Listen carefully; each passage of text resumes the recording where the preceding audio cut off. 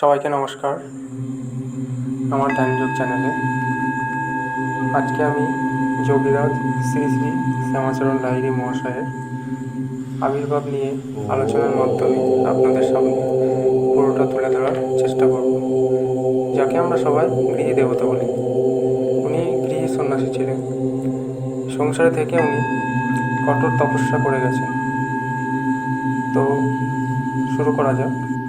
শ্যামাচরণ ইধারাও পাহাড়ে প্রতিধ্বনিত হইয়া ফিরিয়া আসে সেই ডাক। শ্যামাচরণের কর্ণকুহরে শ্যামাচরণ বিস্মিত হন। এই অরণ্যবেষ্টিত পার্বত্য অঞ্চলে নাম ধরিয়া কে ডাকে? নামই বা জানল কি করে? শ্যামাচরণ দেখিলেন পার্বত্য শিখরে দাঁড়ায় আছেন এক সন্ন্যাসী। নাম ধরিয়া ডাকিতেছেন তাহাকে। এই কি কাকতালীয়! সন্দেহের দোলায় দুলিতে দুলিতে মন্ত্রমুগ্ধের মতো এগিয়ে চলেন শ্যামাচরণ। পর্বত শিখরে পৌঁছাইয়া দেখেন স্মিত হাস্যে তাহাকে আহ্বান জানাইতেছেন এক মহামুনি। চোখে তাহার পিতৃস্নেহ। দীর্ঘদিন পরবশে থাকার পর সন্তান ফিরিয়া আসিলে যেরূপ আনন্দ হয় পিতার, ঠিক তেমনই আনন্দিত মহামুনি স্বাগত জানাইতেছেন শ্যামাচরণকে। সে কি শ্যামাচরণ, তুমি আমায় চিনতে পারলে না? সন্ন্যাসী জিজ্ঞেস করছেন শ্যামাচরণকে। এই জায়গায় তুমি আগে কখনো এসেছো বলে মনে পড়ে তোমার? এই বাঘছাল কমগুলো এগুলিকে কি তুমি চিনতে পারছো না? সবাই ভুলে গেছো? শ্যামাচরণ কিছুই চিনিতে পারিলেন না। বলিলেন, আমি তো আগে কখনো আসিনি এখানে। তো সন্ন্যাসী বললেন, শোন শ্যামাচরণ, এসব ওই মহামায়ার খেলা। তিনিই তোমাকে সব কিছু ভুলিয়ে দিয়েছেন। মুনিবর ধীরে স্পর্শ করেন শ্যামাচরণকে। শ্যামাচরণের সামনে বিশ্বব্রহ্মাণ্ড লয় হইয়া যায়। মনে পড়িয়া যায় তার পূর্বজন্মের কথা। অশ্রুজলে নেত্রে শ্যামাচরণ লুটাইয়া পড়েন মুনিবরের চরণতলে। ফিরিয়া পান তাহার জন্ম জন্মান্তরের আপনজনকে। যুগ যুগ ধরিয়া তাপিত গৃহী মানুষ তাহাদের অন্তর্দেবতার নিকট প্রার্থনা জানায়, বলে, হে মহান, তুমি এমন এক পথ দেখাও যাহাতে তাহারা সংসারে থাকিয়া তোমার সাধনা করিতে পারে। সংসারকে বাদ দিয়া তো তাহারা সাধনা করিতে পারে না। হে মহান, তুমি এমন পথপ্রদর্শক পাঠাও, যিনি নিজে সংসারী হইয়া সংসারী মানুষদের পথ দেখাইতে পারেন। ইতিপূর্বে মানুষ অনেক অভিজ্ঞতা সঞ্চয় করিয়াছে। তাহারা দেখিয়াছে, যাহারাই তাহাদের পথ দেখাইতে আসেন, হয় তাহারা সংসার ত্যাগী হয়, না হয় তাহারা সংসারে থাকিয়াও পরের উপর নির্ভরশীল হইয়া জীবনযাপন করেন। কিন্তু তাহাদের মতো হইয়া পথ দেখাইতে পারেন, তাহাদের মাঝে থাকিয়া পথ দেখাইতে পারেন, তাহাদের ত্যাগ না করিয়া পথ দেখাইতে পারেন, এমন এক পথপ্রদর্শক এ যুগে বড়ই অভাব। হয়তো এতদিনের অন্তর্দেবতা তাহাদের কথা শুনিয়াছেন, তাই আজ গৃহী মানুষের মহা আনন্দ। পুরনারীগণ উলুধ্বনি দ্বারা এবং পুরুষগণ বৈদিক মন্ত্র উচ্চারণে আহ্বান করিয়া স্বর্গ হইতে নামাইয়া আনে সেই মহাজ্যোতিকে, যিনি কৃষ্ণনগরের পাশে ঘূর্ণি গ্রামে এক দেবশিশুর রূপ পরিগ্রহ করিয়া মর্তধামে অবতীর্ণ। সেই দেবশিশু শপথ লইলেন, বলিলেন, আমি তোমাদের মাঝে থাকিব, তোমাদের মতো হইয়া থাকিব। যাহারা তোমাদের ছাড়িয়া গিয়া আবার ফিরিয়া আসিয়া তোমাদের পথ দেখান, আমি তাহাদের মতো পথ তোমাদের দেখাইব না। তোমরা সংসারে যেমন দুঃখ কষ্ট দরিদ্র শোক তাপ সহ্য করিয়া অবস্থান করো, আমিও তাহাই করিব। ঈশ্বর সকলকেই হাত পা বুদ্ধি দিয়াছেন, তাই দিয়া তোমরা যেমন স্বকীয় রোজগার জীবন নির্বাহ করো, আমিও তাহাই করিব। অর্থাৎ সংসারে তোমরা যে যেমনভাবে আছো তেমনিভাবে থাকিয়া যাহাতে ঈশ্বর সাধনা করিতে পারো, সেই পথ তোমাদের দেখাইব। ইংরেজি 30শে সেপ্টেম্বর 1828 খ্রিস্টাব্দে এই দেবশিশু জন্মগ্রহণ করেন কৃষ্ণনগরের ঘূর্ণি গ্রামে। তার পিতা শ্রী শ্রী গৌরমোহন লাহিড়ী এবং মাতা মুক্তকেশী দেবী। শান্তিপুর ডুবুডুবু নদে ভেসে যায় ভগবৎ সাধনার বন্যায়।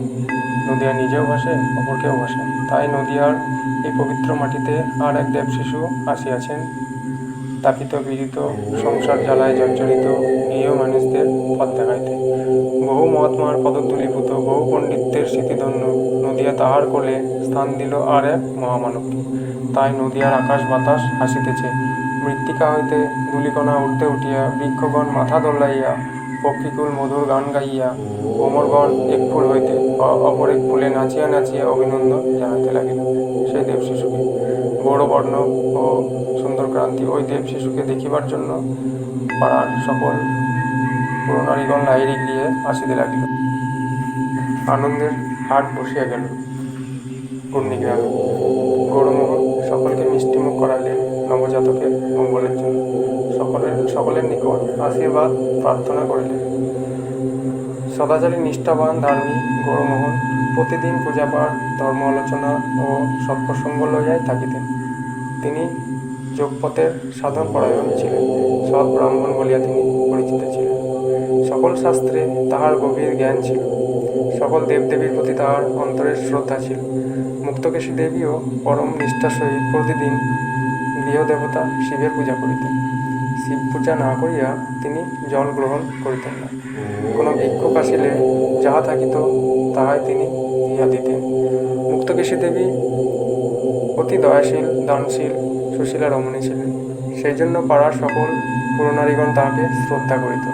এমন পিতামাতার কোলেই দেবশিশুর আবির্ভাব হয়। মুক্তকেশী দেবীর আদরের সন্তান ধীরে ধীরে বড় হইতে লাগিল। সকলে আদর করিয়া নাম রাখিলেন শ্যামাচরণ। তখনকার দিনে অনেক দেবদেবীর নামে পুত্র কন্যার নামকরণ করিতেন।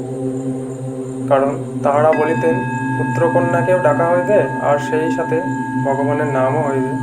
মুক্তকেশী দেবী কখনো গুনগুন করিয়া গান গাইয়া শিশুকে ঘুম পাড়ান, কখনো শিব মন্দিরে লইয়া গিয়া পাশে বসাইয়া রাখিত, পূজা করিত। শিশু চোখ দুইটি বুঝিয়া শিব ঠাকুর হইয়া বসিয়া থাকিত। আবার কখনো বা নদী তীরে গিয়া বালুর ওপর শিশুকে বসাইয়া রাখিত এবং নিজে কাজ সারিত। শিশু সুলভ চাপলতা ওই